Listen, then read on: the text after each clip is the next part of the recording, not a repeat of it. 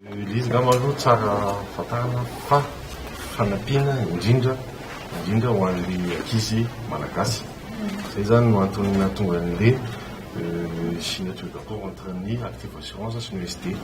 Voalohany fanampiana an'ilay ankizy malagasy mba ahafahany mianatra izay ankizy malagasy mahay, ahafahany mianatra amin'ilay fanomezana bourse dia ahafahany avy eo mahazo asa avy hatrany any amin'ny Active Assurance. Rehefa ny tena zava-dehibe ao anatin'ilay fanasiniavana an'ilay partenariat androany.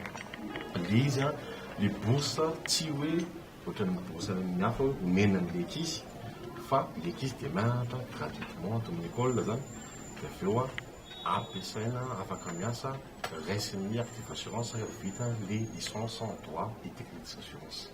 Mbola olana indrindra aloha aorian'ny fianarana dia ny fahitan'ilay ankizy miasa.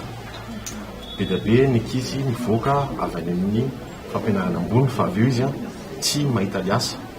Na izy zany tian'ilay fianarana ataony fa tsy mifandraika amin'izay ilay zavatra misy atao Madagasikara, tsy misy asa mifandraika amin'ilay fianarana ataony.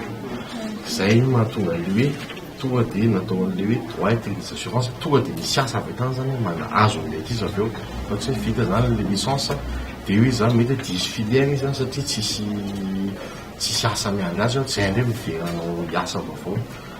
Sady en plus an'izay ilay ankizy tonga dia mahazo traikefa ato am-pianarana sy any amin'ilay toeram-piasana satria alternance izy misy mianatra izy aty dia avy eo manao stage izy amin'ny entreprise any amin'ny Active Assurance any dia tonga izy zany tonga dia hoe manana izy zany ilay traikefa ahafahany tonga dia miasa aorianan'ilay licence.